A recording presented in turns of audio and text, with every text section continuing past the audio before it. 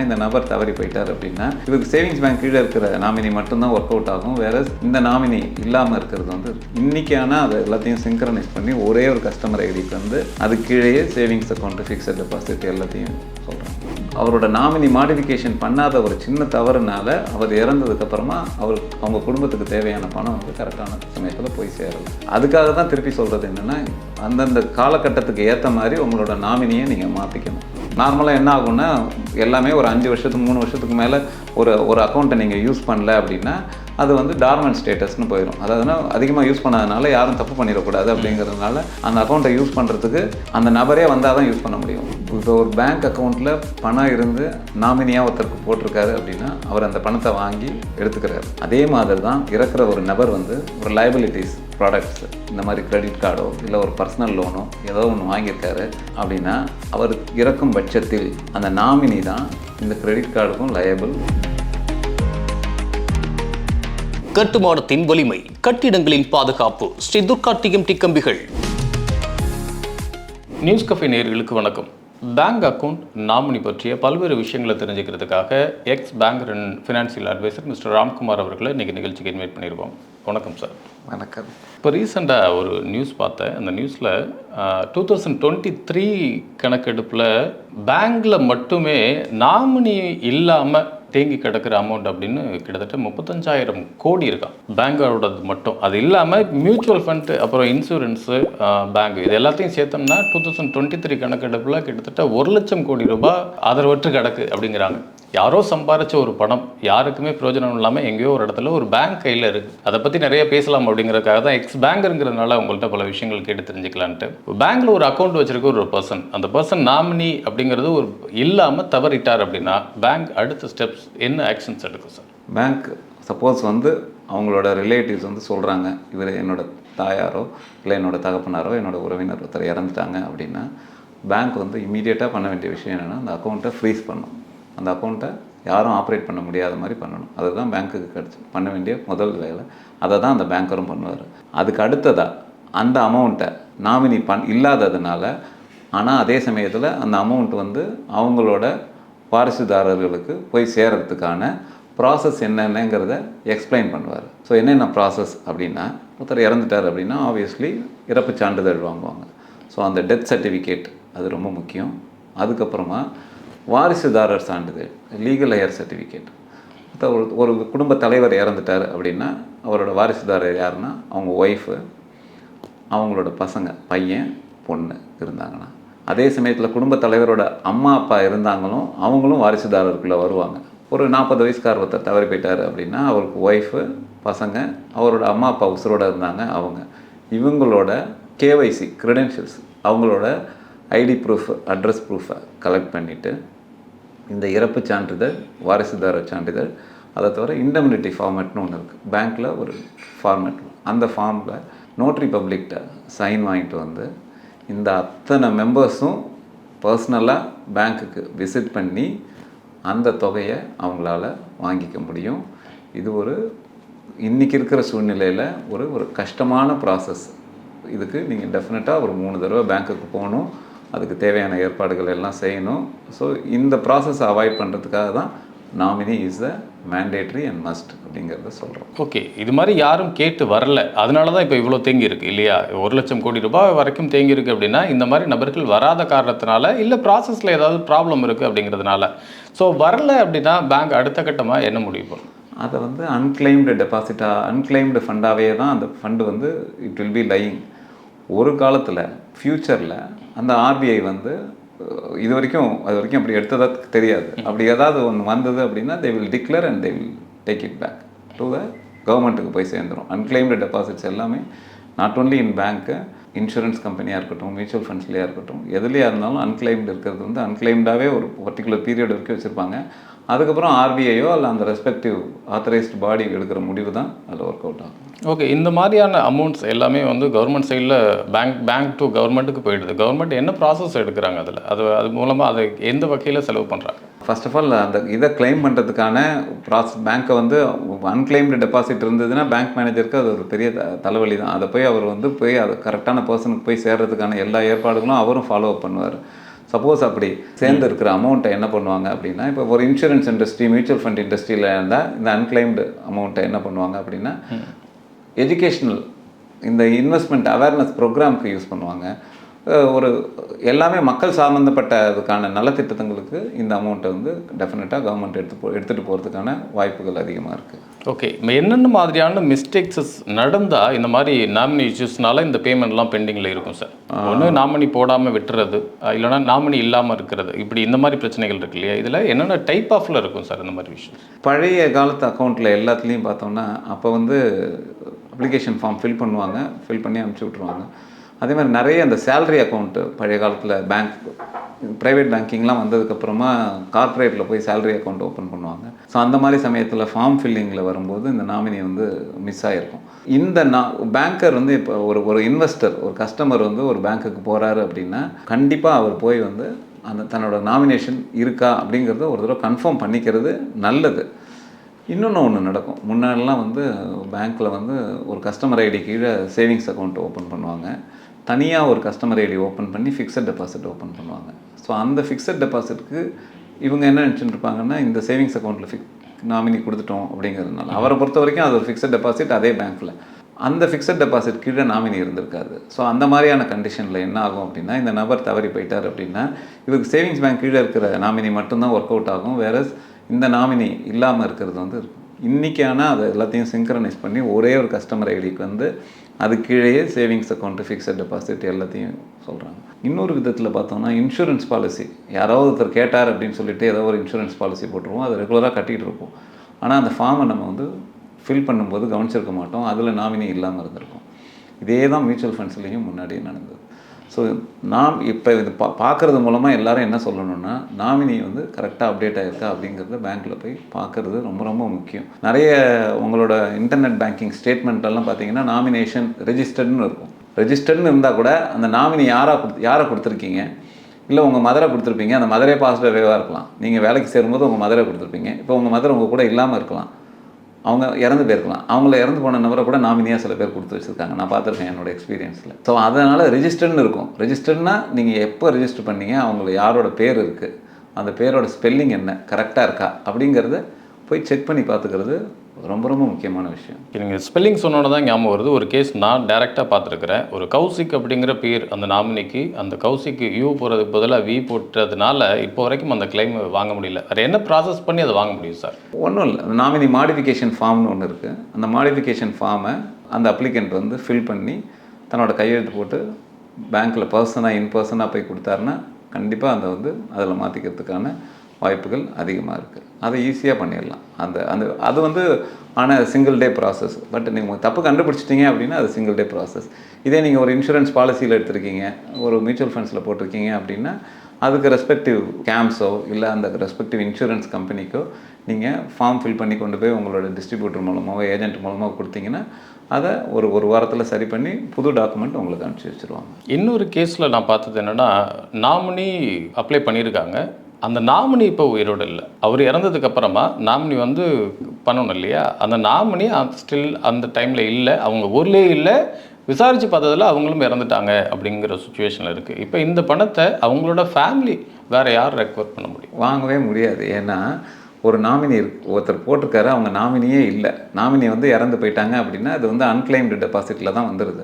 இந்த unclaimed deposit வந்ததுன்னா அப்படின்னா நான் முதல்ல சொன்னேன் அதே ப்ராசஸ் தான் வரும். Legal heir certificate, KYC documents with indemnity ஃபார்மெட்டோட எல்லாரும் சேர்ந்து பேங்க்குக்கு அப்ளை பண்ணாங்கன்னா இது த்ரூ ஆயிரும். இன்னொரு ப்ராப்ளம் என்ன நடக்குதுன்னா, அக்கௌண்ட் ஓப்பன் பண்ணுறப்போ டீனேஜாக இருக்கிற டைமில் நம்மளோட ஃபாதர் மதர் அவங்க யாரையாவது நம்ம வந்து நாமினி போட்டுக்கிறோம். அதுக்கப்புறம் மேரேஜ் ஆனதுக்கப்புறமா ஒய்ஃபோட இதை நம்ம மாற்றுறோம், சம்டைம் அதை மறந்துடுறோம். அப்படி ஒரு நாமினி நம்ம போட்டோங்கிறதே நம்ம மறந்துட்டு நம்மளோட பேங்க் அக்கௌண்ட் அப்படி ப்ராசஸில் போயிட்டுருக்கு. இடையில இன்கேஸ் அவங்க தவறிட்டாங்க அப்படின்னா அந்த ஒய்ஃபுக்கு அவங்களோட குழந்தைங்களுக்கு போக வேண்டிய அமௌண்ட் அவங்க அப்பாவுக்கோ அம்மாவுக்கோ போகுது. அந்த மாதிரியான சுச்சுவேஷனில் இதை எப்படி ஹேண்டில் பண்ணுறது சார்? ஸோ இந்த கண்டிஷனில் வந்து அவர் வந்து வேலைக்கு சேர்ந்த உடனே சிங்கிளாக இருக்கும்போது பேரண்ட்ஸை போட்டுடுறாரு. மேரேஜ் ஆகுது, கண்டிப்பாக அவங்களுக்கு அடுத்தது குழந்தைங்கள்லாம் பிறக்குது. ஸோ இந்த உயிரிழப்பு ஒன்று நடக்கும்போது இந்த தொகை வந்து ஆக்சுவலாக ஒய்ஃபுக்கும் குழந்தைங்களுக்கும் போய் சேர்றது தான் அதுதான் முக்கியம். ஏன்னா அவங்க தான் அடுத்த ஜென்ரேஷன். ஆனால் அவர் பண்ண தவறு வந்து அவங்க மதரை நாமினாக போட்டது. ஸோ கண்டிப்பாக பேங்கிங் நாம்ஸ் பிரகாரம் அவங்க மதருக்கு தான் அந்த தொகை என்ட்ரி மொத்த தொகையும் போய் சேரும். இந்த மனைவி வந்து தன்னோட குழந்தைக்காக அவங்க மாமியார்ட்டேருந்து அந்த பணத்தை இவங்க தான் கேட்டு வாங்கணும். கருணையின் அடிப்படையில் மனசாட்சிக்கு பயந்து அவங்களும் 100% அந்த அமௌண்ட்டை அவங்களுக்கு கொடுக்கணும். இது அவங்க 2 பேத்துக்குள்ள செட்டில்மெண்ட்டு. லீகலாக வேணுன்னா கோர்ட்டில் வேணால் பின்னாடி போய்க்கலாம். பட் பேங்கிங் நாம்ஸ் பிரகாரம் யாரை நாமினியாக போட்டிருக்கீங்களோ அவங்களுக்கு தான் அந்த தொகை வந்து போய் சேரும். இந்த மாதிரி ஒரு சுச்சுவேஷனில் இன்கேஸ் அந்த தாய் தவறிட்டாங்க அப்படின்னா ஃபேமிலி கஷ்டப்பட்டுட்டு இருக்கிறாங்க, ஆனால் நாமினி போட்டது பிஃபோர் மேரேஜ் தான் போட்டது அப்படிங்கிறப்ப இந்த இடத்துல ஏதாவது ஒரு அட்ஜஸ்ட்மெண்ட் ஏதாவது கிடைக்குமா? அதில் இல்லை, இதில் எதுவுமே பண்ணவே முடியாது. எப்போ ஒருத்தர் மேரேஜ் ஆகுதோ அவர் வந்து ஒரு ஃபேமிலி கமிட்மெண்ட்டுக்குள்ளே போகிறாரு. அவர் வந்து தன் முக்கியமாக செய்ய வேண்டிய விஷயம் என்னென்னா, இதில் தான் நம்ம திருப்பி சொல்ல வேண்டியது என்னென்னா, அந்த சமயத்தில் அவர் போய் அந்த நாமினியை மாடிஃபிகேஷன் பண்ணியிருந்தாரு அப்படின்னா இந்த சினாரியோ வர்றதுக்கான வாய்ப்பே இல்லை. அவரோட நாமினி மாடிஃபிகேஷன் பண்ணாத ஒரு சின்ன தவறுனால அவர் இறந்ததுக்கப்புறமா அவங்க குடும்பத்துக்கு தேவையான பணம் வந்து கரெக்டான சமயத்தில் போய் சேரலை. அதுக்காக தான் திருப்பி சொல்கிறது என்னென்னா, அந்தந்த காலகட்டத்துக்கு ஏற்ற மாதிரி உங்களோட நாமினியை நீங்கள் மாற்றிக்கணும். ஒரு முக்கியமான விஷயம் சொல்கிறேனே, ஒரு சிங்கிளாக இருக்கீங்க, அந்த சமயத்தில் உங்களோட father or mother is a nominee. நீங்கள் உங்களுக்கு அப்புறம் கொஞ்சம் கல்யாணம் ஆகுது, கல்யாணம் ஆனதுக்கப்புறம் ஒய்ஃப் நாமினி. 2 பேருக்குமே வயசாகுது. அந்த சமயத்தில் நீங்கள் உங்கள் ஃபினான்ஷியல் பணத்தை உங்களோட பசங்களை பிரித்து நாமினியாக போடணும். இப்போ உங்கள்கிட்ட ஒரு 10 லட்ச ரூபா இருக்குது அப்படின்னா ஒரு 5 லட்ச ரூபா ஒரு பையனுக்கு, இன்னொரு 5 லட்ச ரூபா ஒரு பொண்ணுக்கு பிரித்து கொடுக்கணும். ஏன்னா இந்த வயசான அம்மாவால் கூட தன்னோட மனைவியால் கூட பேங்க்குக்கு போய் அலைய முடிய சூழ்நிலை இருக்காது, தான் தவறி போயிட்டான்னா. அதுக்காக அவங்க தன்னோட பசங்களை நாமினியாக மாற்றிடணும். ஸோ அந்தந்த காலகட்டத்துக்கு ஏற்ற மாதிரி நாமினியை அவர் மாடிஃபிகேஷன் பண்ணணும். நாட் ஒன்லி பேங்க் அக்கௌண்ட்டு, எல்லாத்துலேயும் இன்சூரன்ஸாக இருக்கட்டும், இல்லை இன்வெஸ்ட்மெண்ட்டாக இருக்கட்டும், இல்லை டிமேட்டில் ஷேர்ஸ் வச்சுருக்காராக இருக்கட்டும், எல்லாத்துலேயுமே அப்பப்போ நாமினி மாடிஃபிகேஷன் இஸ் அலவுடு. அதை அவர் கண்டிப்பாக செஞ்சாகணும். திருமணத்துக்கு முன்னாடி அம்மாவுக்காகவோ அப்பாவுக்காகவோ ஒரு அமௌண்ட்டு, அதுக்கப்புறமா எனக்கு குழந்தைகள் ஒய்ஃப் இருக்காங்க, குழந்தைகள் இருக்காங்க, அவங்களுக்காக அப்படின்னு நம்ம அதில் ஸ்ப்ளிட் பண்ண முடியுமா நாமினியில்? தாராளமாக ஸ்ப்ளிட் பண்ணலாம். இப்போ ஃபிக்ஸட் டெபாசிட் பேங்க்கில் இருக்கீங்க, சேவிங்ஸ் அக்கௌண்ட்டில் பணத்தை யாரும் வச்சுருக்க மாட்டாங்க, அதுக்கு நாமினியாக ஒருத்தர் போட்டிருப்பீங்க. நீங்கள் ஒரு ஃபிக்ஸட் டெபாசிட் போடுறீங்க, ஃபிக்ஸட் டெபாசிட்டில் நீங்கள் நாமினியை இந்த ஃபிக்ஸட் டெபாசிட்க்கு இவங்களுக்கு, இன்னொரு ஃபிக்ஸட் டெபாசிட் தனியாக ஓப்பன் பண்ணி அது என்னோட ஒய்ஃப்க்கு அப்படிங்கிறத பிரிச்சுக்கலாம். இதே இன்சூரன்ஸ்லேயும் அலவுடு. இன்சூரன்ஸ்லேயும் மல்டிபிள் நாமினி போடலாம். மியூச்சுவல் ஃபண்ட்ஸை பொறுத்த வரைக்கும் 3 நாமினி போடலாம். ஈவன் ஒரு சிங்கிள் ஃபண்டுக்கே 3 நாமினி போடலாம். அந்த விகிதத்தையும் நீங்கள் பிரிச்சிடலாம். பர்சன்டேஜ் எனக்கு இவங்களுக்கு 33 இல்லை என்னோடய ஃபஸ்ட்டு நாமினிக்கு 50%, ரிமைனிங் இருக்கிற நாமினிக்கு 25%. ஸோ இந்த விதமான அட்வான்டேஜஸ்லாம் மியூச்சுவல் ஃபண்ட்ஸில் நாமினி போடும்போது, அந்த நாமினியை நீங்கள் செலக்ட் பண்ணும்போது இந்த ஆப்ஷன்ஸ்லாம் வருது. ஸோ தாராளமாக நீங்கள் இப்போ நிறைய பேருக்கு இந்த அவேர்னஸ் கொஞ்சம் கொஞ்சமாக வந்துட்டுருக்கு. அவங்க தன்னோட நாமினி யாருக்கு என்னென்ன போய் சேரணும் அப்படிங்கிறத வில்லுக்கு பதிலாக, வில்லு தான் இம்பார்ட்டண்ட், ஓகே அதுதான் செய்யணும் கண்டிப்பாக. அந்த வில்லு எழுதி வைக்கிறதுக்கு முன்னாடி இன்வெஸ்ட்மெண்ட்டை தன்னோட வாரிசுதாரர்களுக்காக பிரித்து நாமினியாக போடுறது இப்போ அதிகமாகிட்டு இருக்குது. இப்போ பேங்க் அக்கௌண்ட்டில் அப்படின்னாக்க என்கிட்ட ஒரு அமௌண்ட் இருக்குது, நான் தவறிட்டேன், நாமினி நான் போட்டிருக்கேன், அம்மாவோ இல்லை ஒய்ஃபோ போட்டிருக்கேன், இந்த பேமெண்ட்டை யார் நாமினியாக போட்டிருக்க எடுத்துக்கலாம். இப்போ மியூச்சுவல் ஃபண்டில் நான் இன்வெஸ்ட் பண்ணியிருக்கிறேன்னு வச்சுக்குவோம். அந்த மியூச்சுவல் ஃபண்டில் இன்வெஸ்ட் பண்ணியிருக்கிறது இப்போ நான் ஒரு நாமினி போட்டிருக்கேன், என்னோட ஒய்ஃப் பேர் போட்டிருக்கேன். இந்த அமௌண்ட்டை கிளைம் பண்ணுறது அப்படிங்கிறத தாண்டி நான் வச்சுருக்க யூனிட்ஸே அப்படியே கண்டினியூ பண்ணிக்கலாம் அப்படிங்கிற மாதிரி சொல்கிறாங்க. அது சாத்தியமா? அதில் 100% சாத்தியம். அதுதான் மியூச்சுவல் ஃபண்ட்ஸில் இருக்க ஒரு அட்வான்டேஜ். மியூச்சுவல் ஃபண்ட்ஸில் என்ன நடக்குதுன்னா, அங்கே வந்து நீங்கள் ஒருத்தர் டிசீஸ் ஆகிட்டாரு அப்படின்னா நம்ம போய் அதை சரண்டர் பண்ணி பணமாக எடுக்கிறது இல்லை. பிகாஸ் மியூச்சுவல் ஃபண்ட்ஸ் உங்களுக்கே தெரியும், நீங்கள் இன்வெஸ்ட் பண்ணுறீங்க, அது யூனிட்ஸாக மாறுது. ஸோ இங்கே நடக்கிறது என்னென்னா, ட்ரான்ஸ்ஃபர் ஆஃப் யூனிட்ஸ் தான் ஃபஸ்ட்டு நடக்கும். ஒரு எக்ஸ் இருக்கார், ஒரு ஒய்யை நாமினியாக போட்டிருக்காரு அப்படின்னா, எக்ஸ் டிசீஸ் ஆனவுடனே ஒய் போய் அவங்க என்ன பண்ணுறாங்கன்னா, அந்த transfer of units into their name, because அவங்க தான் நாமினி. ஸோ அவங்க யூனிட்ஸ் அவங்களோட நேமுக்கு அந்த யூனிட்ஸை வந்து ட்ரான்ஸ்ஃபர் பண்ணிக்கிறாங்க. ஸோ அந்த ஃபண்ட் வந்து இப்போ அவங்க பேரில் வந்துடுது. அதுக்கப்புறமா அந்த ஃபண்டில் அவங்க கண்டினியூ பண்ணுறதுனாலும் கண்டினியூ பண்ணலாம், இல்லை அதை எனக்கு தேவையாக இருக்குது அப்படின்னு சொல்லி ரிடம்ஷன் பண்ணி எடுத்துகிட்டு வரதுனாலும் எடுத்துகிட்டு வரலாம். அதனால தான் சில பேர் என்ன பண்ணுவாங்கன்னா, தன்னோட அப்பாவோ இல்லை கணவரோ பண்ணியிருக்கிற இன்வெஸ்ட்மெண்ட்டு எனக்கு கண்டினியூ ஆகட்டும் அப்படின்னு சொல்லிட்டு நிறைய பேர் வந்து, இன்னொன்று வந்து மியூச்சுவல் ஃபண்ட்ஸ் வந்து சின்ன க்ரோத் சினாரியோவில் தான் இருக்குது. அதில் போட்டிங்கன்னா நாளைக்கு பணம் கண்டிப்பாக அதிகமாகுமே தவிர குறையிறதுக்கான வாய்ப்புகள் ரொம்ப ரொம்ப கம்மி. ஸோ அந்த சினாரியோவில் அந்த க்ரோத் பார்ட்டிசிபேஷனில் அந்த ஃபண்டோட பர்ஃபார்மன்ஸோட தன்னோட நேம்லேயே அது வளரட்டும் அப்படின்னு சொல்லிட்டு மெஜாரிட்டி ஆஃப் த நாமினிஸ் வந்து ட்ரான்ஸ்ஃபர் ஆஃப் யூனிட்ஸ் பண்ணிவிட்டு அந்த ஃபண்டை அவங்க நேமில் அதை வளர்த்துக்கிட்டே தான் போகிறாங்க. இதுதான் இன்றைக்கி காமனாக நடக்கிற விஷயம். என்னோடய சேவிங்ஸில் ஒரு அமௌண்ட் இருக்குது, அந்த அமௌண்ட்டை ரெக்கவர் பண்ணுறதுக்கு அப்படிங்கிறத தாண்டி நான் எங்கேயாவது இன்வெஸ்ட் பண்ணியிருக்கேன் அப்படின்னா, ஃபார் எக்ஸாம்பிள் மியூச்சுவல் ஃபண்டில் ஒரு இன்வெஸ்ட் பண்ணியிருக்கேன் அப்படின்னா, இந்த பேமெண்ட் எடுக்கிறதுக்கும் அந்த மியூச்சுவல் ஃபண்டில் பண்ணியிருக்க இன்வெஸ்ட்மெண்ட்டை நான் வந்து அகைன் அதை கண்டினியூ பண்ணுறதுக்காகவோ இல்லைனா அதை திருப்பி பேமெண்ட்டை நான் எடுக்கணும் அப்படின்னாலோ இதுக்கு டைம் பீரியட்ஸ் அப்படின்னு ஏதாவது இருக்கா? இவ்வளோ நாட்களுக்குள்ளார இதை கிளைம் பண்ணணும் அப்படின்னு. அப்படி எதுவும் டைம் பீரியட் எதுவுமே கொடுக்கல. ரூல்ஸ் பிரகாரம் பார்த்தா எந்த டைம் பீரியடும் எதுவும் இல்லை. சில சமயத்தில் பழைய டாக்குமெண்ட்டை தேடி கண்டுபிடிச்சி இது மாதிரி ஒன்று இருக்குது அப்படின்னு சொல்லி எடுத்துகிட்டு வந்தாலும் அந்த நாமினிக்கு போய் சேர வேண்டியது. எவ்வளோ வருஷங்கள் ஆனாலும் எவ்வளோ காலம் ஆனாலும் அந்த அக்கௌண்ட் வந்து டார்மண்ட் ஸ்டேட்டஸில் ஆகும். நார்மலாக என்ன ஆகும்னா எல்லாமே ஒரு 5 வருஷத்துக்கு 3 வருஷத்துக்கு மேலே ஒரு அக்கௌண்ட்டை நீங்கள் யூஸ் பண்ணல அப்படின்னா அது வந்து டார்மண்ட் ஸ்டேட்டஸ்னு போயிடும். அதாவதுனா அதிகமாக யூஸ் பண்ணாதனால யாரும் தப்பு பண்ணிடக்கூடாது அப்படிங்கிறதுனால அந்த அக்கௌண்ட்டை யூஸ் பண்ணுறதுக்கு அந்த நபரே வந்தால் தான் யூஸ் பண்ண முடியும். ஸோ இந்த கண்டிஷன்ஸில் இங்கே என்ன ஆகுறது அப்படின்னா, நபர் தவறி போயிட்டார், நீங்கள் ஒரு 5 வருஷம் 6 வருஷம் கழிச்சு நீங்கள் தேடி கண்டுபிடிச்சி ஒன்று எடுக்கிறீங்க அப்படின்னா அவரோட இறப்பு சான்றிதழ் மற்ற டாக்குமெண்ட்ஸ் எல்லாத்தையும் கொண்டு வந்து கொடுத்தீங்கன்னா 100% உங்களுக்கு வர வேண்டிய பணம் வந்து எந்த காலத்துலேயும் நாமினியாக போட்டிருந்தாங்க அப்படின்னா உங்களுக்கு கண்டிப்பாக வந்து தான் சேரும். இது வந்து எல்லா விதமான இன்வெஸ்ட்மெண்ட்லேயும், பேங்க் அக்கௌண்ட்லேயா இருக்கட்டும், இன்சூரன்ஸ்லேயா இருக்கட்டும், மியூச்சுவல் ஃபண்ட்ஸ்லேயா இருக்கட்டும், எல்லாத்துலேயும் இது சரியானது. ஒருவேளை ஒரு நபர் அவரோட அக்கௌண்ட்டில் பணம் வச்சுருக்காரு, இறந்துட்டார், அவரோட பேங்க் அக்கௌண்ட்டோட டீட்டெயில்ஸ் எல்லாமே அவங்களோட ஃபேமிலி ரிலேட்டிவ்ஸ் இல்லைனா அவங்க பிரதர்ஸ் சிஸ்டர்ஸ் அவங்களுக்கு தெரிஞ்சிருக்குன்னு வச்சுக்குவோம். அவங்களுக்கு ஏடிஎம்மோட பின் நம்பர்ஸ் வரைக்கும் தெரியும் அப்படின்னா இவங்க வந்து அந்த பேமெண்ட் எடுக்கிறதுக்கு உண்டான சோர்சஸ் இருக்குது. ஒருவேளை அப்படி எடுத்தாங்க அப்படின்னா அது வந்து கிரைம் அந்த மாதிரியான இதில் போகுமா? இது எப்படி கிளைம் பண்ண முடியும்? ஒருத்தர் இறந்து போயிட்டார், இறந்து போனதுக்கப்புறமா அவரோட பணத்தை அவங்க எடுக்கிறாங்க. ஸோ 100% பேங்க் நாம்ஸ் பிரகாரம் இது அவங்க தவிர்க்க வேண்டியது. ஆனால் இன்றைக்கி காலத்தோட கட்டாயம் எப்படி இருக்குது அப்படின்னா, டெக்னாலஜி ரொம்ப டெவலப் ஆகிடுச்சு. ஸோ ஏடிஎம்மில் போய் கேஷில் எடுத்துடுறாங்க, இல்லை ஆன்லைனில் ஃபண்டை ட்ரான்ஸ்ஃபர் பண்ணிடுறாங்க. ஆஸ் லாங் அஸ் அது அந்த கரெக்டான பர்சனுக்கு போயிருக்கு அப்படின்னா அது வரைக்கும் எந்த விதமான பாதகமும் கிடையாது. பட் வேறு ஒரு தப்பான பர்சனுக்கு அந்த ஃபண்டு போயிடுச்சு அப்படின்னா அந்த நாமினி வந்து டெஃபினட்டாக கிளைம் பண்ணலாம். அப்படி கிளைம் பண்ணாலும் இது த்ரூ ஆகாது. ஏன்னா அந்த க்ரெடென்ஷியல்ஸ், இவரோட க்ரெடென்ஷியலை இவர் இன்னொருத்தருக்கு ஷேர் பண்ணியிருக்காரு. ஸோ அதுவே தப்பு. ஸோ ஒருத்தனோட க்ரெடென்ஷியல்ஸை இன்னொருத்தருக்கு ஷேர் பண்ணியிருக்காரு அப்படின்னா அந்த க்ரெடென்ஷியல்ஸை யூஸ் பண்ணி அவங்க பண்ணியிருக்காங்க. அது மிஸ்யூஸ் ஆகிருக்கிறதுக்கு நிறைய வாய்ப்புகள் இருக்குது இல்லையா? அப்படி மனைவி இருக்காங்க, மனைவிக்கு தெரியாமல் அவங்க பிரதர்ஸோ யாரோ வந்து அதை மிஸ்யூஸ் பண்ணியிருக்கலாம். ஆனால் அந்த பணத்துக்கு சொந்தக்காரவங்க அப்படிங்கிறப்ப அவங்க தான் நாமினியாகவே இருக்கட்டும், இல்லை நாமினி போடாதவங்களாக கூட இருக்கட்டும், அந்த பணத்துக்கு சொந்தக்காரவங்க அவங்க தான். வேறு யாராவது இந்த மாதிரி பிரதர்ஸ் சிஸ்டர்ஸ் அப்படின்னு அவங்க மிஸ்யூஸ் பண்ணுறாங்க அப்படின்னாக்கா அது ஸோ இந்த மாதிரி கண்டிஷன்ஸில் டெஃபினட்டாக இது வந்து த்ரூ கம்ப்ளைண்ட் மூலமாக லீகலாக சைபர் கிரைம் மூலமாக டெஃபினட்டாக இதை வந்து எடுத்துகிட்டு போகலாம். ஸோ அதுக்கான சொல்யூஷன் லீகலாக அவங்க வாங்கிக்கலாம். ஓகே, பேங்க் அக்கௌண்ட்டில் அமௌண்ட் இருக்குது அப்படிங்கிறத தாண்டி இப்போ கிரெடிட் கார்ட்ஸ் நிறைய பேர் நம்ம யூஸ் பண்ணுறோம். அவங்க அந்த கிரெடிட் கார்டு யூஸ் பண்ணுற பர்சன் தவறிட்டாங்க அப்படின்னா அதுக்கப்புறமா அந்த கிரெடிட் கார்டை யூஸ் பண்ணுறதுக்கு உண்டான சோர்சஸ், ஏன்னா கிரெடிட் கார்டில் வந்து நாமினி அப்படிங்கிறது ஒன்று கேட்கல. ஒன்று 2 விஷயங்கள் அதில் நடக்கும். ஒன்று அவங்களோட பேமெண்ட்டை இன்னொரு பர்சன் யூஸ் பண்ணுவாங்க, இன்னொன்று ஒருவேளை அவர் கிரெடிட்டில் வச்சுருந்தாரு அப்படின்னாக்கா இதுக்கு யார் ரெஸ்பான்சிபிலிட்டி அப்படிங்கிற ஒரு பிரச்சனை இருக்குது. இதை எப்படி பார்க்குறது? இப்போ ஒரு பேங்க் அக்கௌண்ட்டில் பணம் இருந்து நாமினியாக ஒருத்தருக்கு போட்டிருக்காரு அப்படின்னா அவர் அந்த பணத்தை வாங்கி எடுத்துக்கிறாரு. நாமினியாக போட்டிருக்கிறதுனால அந்த தொகை வந்து அவருக்கு வருது.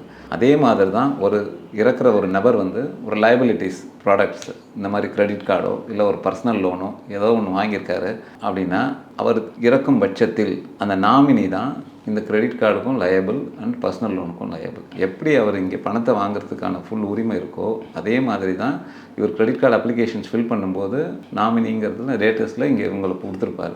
ஸோ இந்த கண்டிஷன்ஸில் என்ன ஆகும்னா அந்த இறந்த நபர் ஆனதுக்கப்புறம் அந்த கிரெடிட் கார்டோட ஸ்டேட்மெண்ட்டை இவங்க கட்டி இந்த இறப்பு சான்றிதழ் கொடுத்து அந்த கிரெடிட் கார்டு அக்கௌண்ட்டை க்ளோஸ் பண்ணணும். இதுதான் அவங்க செய்ய வேண்டியது. அதே மாதிரி பர்சனல் லோனாக இருந்தது அப்படின்னா டெஃபினட்டாக அவங்க இதுக்கு பொறுப்பு எடுத்துட்டு இன்ஸ்டால்மெண்ட்டில் மீதி கட்டலாம். இல்லை அப்படின்னா அந்த அமௌண்ட்டை கட்டி அதை ப்ரீக்ளோஷர் பண்ணணும். எப்படி ஒரு டெபாசிட் தொகைக்கும் ஒரு இன்சூரன்ஸுக்கும் ஒரு மியூச்சுவல் ஃபண்ட்ஸுக்கும் ஒரு நாமினிக்கு ஃபுல் லைபிலிட்டி அதை வாங்குறதுக்கான ஃபுல் உரிமை இருக்கோ அதே மாதிரி இதை செய்ய வேண்டிய கடமை வந்து அதே நாமினிக்கு தான் வருது. அவங்க தான் இந்த லோனாக இருக்கட்டும் கிரெடிட் கார்டு மாதிரியான லைபிலிட்டிஸ் ப்ராடக்ட்ஸை செட்டில்மெண்ட் பண்ண வேண்டியது அவங்களோட கடமை. ஓகே, அக்கௌண்ட்டில் இருக்குது, அவங்களோட சேவிங்ஸில் வச்சுருந்த அமௌண்ட்டு அதை நம்ம யூஸ் பண்ணிக்கிறதுக்காக அப்படிங்கிறனா ரெஸ்பான்சிபிலிட்டி எடுத்துக்கலாம். ஓகே, லோன் எடுத்திருக்காங்க அப்படின்னா அது எப்படி எந்த லெவலில் ரெஸ்பான்சிபிலிட்டி ஆக முடியும்? ஏன்னா இவங்களோட பர்மிஷன்ஸ் இல்லாமலே அது நடந்திருக்கலாம், இவங்களுக்கு அதுக்கு உண்டான ஒரு சோர்ஸே இல்லாமல் இருக்கலாம். ஒரு ஹவுஸ் ஒய்ஃபாக இருக்கிறவங்க இவர் லோன் எடுத்தார் அப்படிங்கிறதுனால இவங்க எப்படி இவங்களுக்கு இன்கம் சோர்ஸே இல்லாமல் அவங்களால எப்படி பேமெண்ட் பண்ண முடியாது? டெஃபினட்டாக அதுக்கு அவங்க அந்த ரெஸ்பெக்டிவ் பேங்க்கில் அதுக்கான காலக்கெடு கேட்கலாம். பட் அந்த லோன் எடுத்துக்கான லயபிள் வந்து இவங்க தான் அதுக்கு பொறுப்பாகிறாங்க. பிகாஸ் ஏன்னா இவர் நாமினி, அந்த இடத்துல வந்து நாமினிங்கிற இடத்துல இவர் தான் கொடுத்துருக்காங்க. அவங்களோட வெரிஃபிகேஷன்ஸ் ஆனதுக்கப்புறமா தான் இந்த லோனே இவங்களுக்கு கொடுத்துருக்காங்க. அது இதுதான் நம்மளோட அந்த பிளட் ரிலேட்டிவ் சம்மந்தப்பட்டது. அண்ணன் தவறி போயிட்டாரு அப்படின்னா ஆப்வியஸ்லி அவங்க ஒய்ஃப்க்கு ஏதாவது ப்ராப்ளம் இருக்குன்னா சுற்றத்தார் வந்து அவங்கள சப்போர்ட் பண்ணி அதுலேருந்து காத்துக்கணும். கடனாக இருக்கட்டும், அதே மாதிரி வரவாக இருந்தால் அதை எடுத்துக்கிற மாதிரி, செலவாக இருக்கிற மாதிரி, இந்த மாதிரி ஒரு கடன் சம்மந்தப்பட்ட விஷயத்துலையும் டெஃபினட்டாக அவங்க சொந்தக்காரங்க அவங்கள சப்போர்ட் பண்ணி அந்த கடனை கண்டிப்பாக அடைச்சி தான் ஆகணும். இல்லைன்னா டெஃபினட்டாக பேங்க் வில் ஃபாலோ. ஓகே, உறவினர்களே இல்லாமல் ஹஸ்பண்ட் ஒய்ஃப் 2 பேர் மட்டும்தான் இருக்கிறாங்க. ஹஸ்பண்ட் இறந்துட்டார், அவர் லோன் வாங்கியிருக்கிறாரு. ஒய்ஃப் மட்டும்தான் இருக்கிறாங்க. ஒய்ஃபுக்கு எந்தவித வேலையுமே கிடையாது. அவங்க படிக்காத நபர்களாக கூட இருக்கட்டும், அந்த லோன் அமௌண்ட்டை கட்டுறதுக்கு அளவுக்கு கூட இல்லை, அவங்களோட வாழ்வாதாரத்தை பூர்த்தி பண்ணிக்கிறதுக்கு கூட வருமானம் இல்லாத சுச்சுவேஷனில் லாக் ஆகிருக்கிறாங்க அப்படின்னா இது அடுத்த ப்ராசஸ் என்னவா இருக்கும்? ஒருத்தர் இறந்தது போனதுக்கப்புறமா அந்த அமௌண்ட் அங்கே போய் பேங்க்குக்கோ இல்லை அந்த ஃபினான்ஷியல் இன்ஸ்டிடியூஷனுக்கோ போய் சேருது அப்படின்னா இது வந்து வாராக்கடனில் தான் வந்துடுறது. கண்டிப்பாக it is coming under the NBA. So அதுக்கு பேங்க் என்றைக்கு அதுக்கான ஆக்ஷன் எடுக்குது, வெய்வ் ஆஃப் பண்ணுது, இல்லை அதை ஃபாலோ பண்ணுது அப்படிங்கிறது பேங்க்கோட நாம்ஸு. ஸோ வாராக்கடனில் தான் இது வந்து சேரும் 100%. ஓகே, அந்த வாராக்கடன் அப்படின்னு நீங்கள் ஃபிக்ஸ் பண்ணுறதுக்கு முன்னாடி சில ப்ராசஸ் இருக்கும் இல்லையா? அவங்க ஒய்ஃப்கிட்ட ஃபாலோ பண்ணுறது, அவங்க அந்த பேமெண்ட்டுக்காக டைம் டியூரேஷன்ஸ் கொடுக்குறது அப்படின்ட்டு, இது எவ்வளோ கால அடிப்படையில் ட்ரை பண்ணிவிட்டு அதுக்கப்புறமா அது வாராக்கடனில் போய் ஒரு 6 மாதம் வரைக்கும் வெயிட் பண்ணுவோம். 6 மாதம் வரைக்கும் ஃபஸ்ட்டு ரெகுலராக ஃபோன் பேங்கிங் மூலமாக கால் பண்ணுவாங்க. அதுக்கப்புறமா வீட்டுக்கு வந்து சொல்லி பார்ப்பாங்க. அதுக்கப்புறம் நோட்டீஸ் அப்சென்ட் பண்ணுவாங்க. அப்புறம் லீகல் நோட்டீஸ் அப்ளை பண்ணுவாங்க. அதுக்கப்புறமா அது சேர்ந்ததுக்கப்புறமா தான் வந்து அது வாராக்கடனில் வந்துடுறது. ஸோ அதுக்கப்புறமா பேங்க் அதுக்கு என்ன ஆக்ஷன் எடுக்கணுமோ அதை ஃபாலோ பண்ணும். நாமினி தொடர்பான நிறைய விஷயங்கள் இன்றைக்கி எங்களோட ஷேர் பண்ணிக்கிட்டீங்க. நிகழ்ச்சிக்கு வந்தமைக்கு மிக்க நன்றி. தேங்க்யூ. மீண்டும் மற்றொரு நிகழ்ச்சியில் சந்திப்போம். வணக்கம். இந்த வீடியோ உங்களுக்கு பிடிச்சிருந்தா லைக் பண்ணுங்க, ஷேர் பண்ணுங்க, கமெண்ட் பண்ணுங்க. மறக்காம பெல் பட்டனை கிளிக் பண்ணிட்டு சப்ஸ்கிரைப் பண்ணிடுங்க.